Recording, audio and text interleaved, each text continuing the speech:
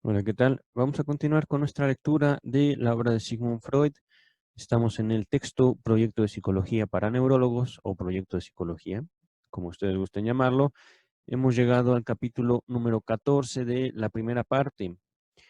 Este capítulo tiene por título Introducción del Yo. Yo aparece entre comillas. Empieza el texto. Ahora bien, de hecho, con el supuesto de la, entre comillas, atracción de deseo, se cierra comillas después de deseo, y de la inclinación a reprimir, hemos tocado ya un estado de psi o de neuronas impasaderas o de sistema psíquico aún no elucidado. En efecto, estos dos procesos indican que en psi se ha formado una organización cuya presencia perturba de cursos que la primera vez se consumaron de manera definida, o sea, acompañados de satisfacción o de dolor. Esta organización se llama el yo, entre comillas, yo, y se la puede figurar fácilmente si se reflexiona en que la recepción repetida con regularidad de energía intercelular, perdón, de cantidad intercelular endógenas en neuronas definidas del núcleo y el efecto, es decir, del núcleo, digamos, del sistema de neuronal, y en el efecto facilitador que de ahí parte, darán por resultado un grupo de neuronas que está constantemente investido. Nos remite aquí a la página 362 y 417. Continúa el texto, y por tanto, corresponde al portador del reservorio requerido por la función secundaria. Recordemos aquí, función primaria era descarga, función secundaria era retención de la cantidad, retención de la energía. Ajá. Y esto está explicado en la página 341, nos dice aquí James Strachey. Y continúa el texto. Cabe entonces definir al yo como la totalidad de las respectivas investiduras psi, en que un componente permanente se halla de uno variable, perdón, en que un componente permanente se separa de uno variable. Aquí nos remite a la página 373. Voy a repetirlo otra vez. Cabe entonces definir al yo como la totalidad de las respectivas investiduras psi, en que un componente permanente se separa de uno variable. Como se intelige con facilidad las facilitaciones entre neuronas psi como unas posibilidades de indicar al yo alterado, por donde habrá de ampliarse en los momentos que siguen. Pertenecen también al patrimonio del yo. Wow. Es que de repente el texto se ha vuelto como muy, muy profundo y muy bello también. Voy a repetirlo. Como se intelige con facilidad las facilitaciones entre neuronas psi, como unas posibilidades de indicar al yo alterado por donde habrá de ampliarse en los momentos que siguen, pertenecen también al patrimonio del yo. Mientras que el afán de este yo tiene que ser librar sus investiduras por el camino de la satisfacción, ello solo puede acontecer influyendo él sobre la recepción de vivencias de dolor y afectos. Por el siguiente camino, que en general se define como el de la inhibición. Una cantidad intercelular que desde alguna parte irrumpa dentro de una neurona se propagará siguiendo la barrera contacto de máxima facilitación y provocará una corriente dirigida hacia ahí.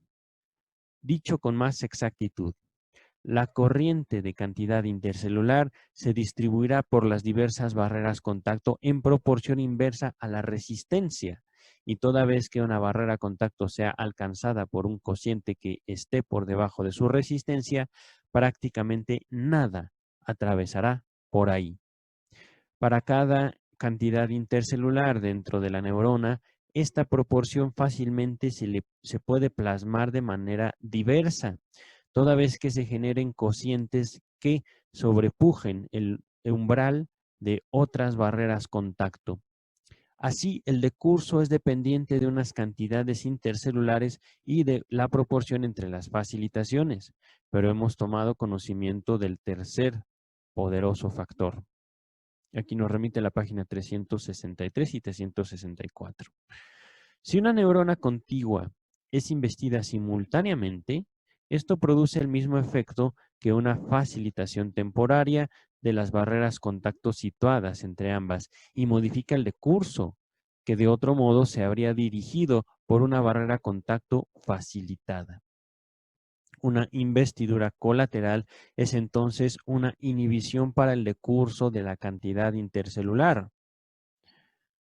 Repito, una investidura colateral es entonces una inhibición para el decurso de QN o cantidad intercelular. Representémonos al yo como una red de neuronas investidas, bien facilitadas entre sí, de la siguiente manera. Véase la figura 14, que ya en este momento la tendrán en pantalla. Una QN que desde fuera, es decir, por medio del sistema Phi, aquí aparece únicamente entre comillas Phi, penetra en la neurona A y que en ausencia del influjo A habría ido hacia la neurona B, es influida de tal modo por la investidura colateral en A, alfa, que solo libra hacia B un cociente y eventualmente no llega nada a B, es decir, a la neurona B. Por tanto, si existe un yo, por fuerza inhibirá procesos psíquicos primarios. Aquí estoy viendo la figura número 14. El símbolo que usa Freud para la cantidad. Ah, claro, es QN. Vaya, la Q por un momento me pareció como hasta runas o algo así. Es una QN. Ok, ok. Y aquí Freud está representando las neuronas como estos circulitos por puntas.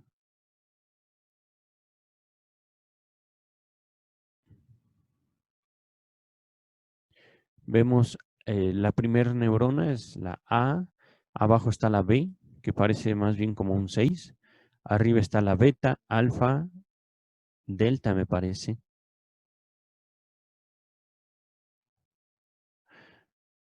Vamos a continuar con el texto, ya estamos por terminar. Son capítulos cortos estos, pero antes de continuar, mm, este abordaje, digámoslo así, neuronal, es abandonado por Freud tiempo después. Ya no se ocupa tanto de la comunicación entre neuronas, sino más bien las representaciones. Es lo que sustituye toda esta elaboración, que me parece genial de Freud. Pero las representaciones no tienen, digamos, ¿cómo decirlo? Un equivalente biológico. Es más bien como un conjunto de elementos psíquicos, ¿no? Y es ahí, pero vamos a dejarlo hasta ahí mi participación en es ahí, es ahí puntos suspensivos, donde ocurre la magia, en la formación de representaciones y cómo las representaciones sustituyen lo que aquí va elaborando en cuestión a las neuronas. Eh, Continúa el texto, ya estamos a un párrafo de una extensión considerable, pero es un párrafo nada más. Dice, ahora bien, esa inhibición es una neta ventaja para sí, para psi. Repito, ahora bien, esa inhibición, es decir, esa transmisión indirecta, esa incluso cancelación de la estimulación entre o de la comunicación entre A y B, es una enorme ventaja para el sistema de neuronas no pasaderas. Aquí estoy dándome cuenta cómo este sistema de neuronas no pasaderas es lo que se podría entender como una primera o un primer bosquejo del inconsciente. Aquí ocurre muchísima dinámica de la cual solo tenemos conciencia mínima. Repito, ahora bien, esa inhibición es una neta ventaja para psi. Supongamos que A sea un recuerdo hostil, B una neurona llave para el displacer. Entonces, primariamente, si A despierta, se desprenderá displacer, un displacer que quizá carezca de finalidad, o al menos carezca de ella en su monto total. Con un efecto inhibitorio desde alfa, el desprendimiento de displacer será muy escaso y al sistema de neuronas sin prejuicio ulterior se le ahorrará el desprendimiento y la descarga de Q o de cantidad. Uno puede ahora imaginar fácilmente que, con auxilio de un mecanismo que oriente la atención del yo sobre la adviniente investidura nueva de la imagen recuerdo hostil, el yo consiga, mediante una vasta investidura colateral, que si es necesario puede reforzar, inhibir el decurso que va de la imagen recuerdo al desprendimiento de displacer. Aquí hice una breve pausa porque al respecto de la palabra que oriente la atención, del yo, ahí en la palabra atención, viene la observación número 76 de James Strachey que dice la atención, entre comillas, se examina en las páginas 408 y siguiente.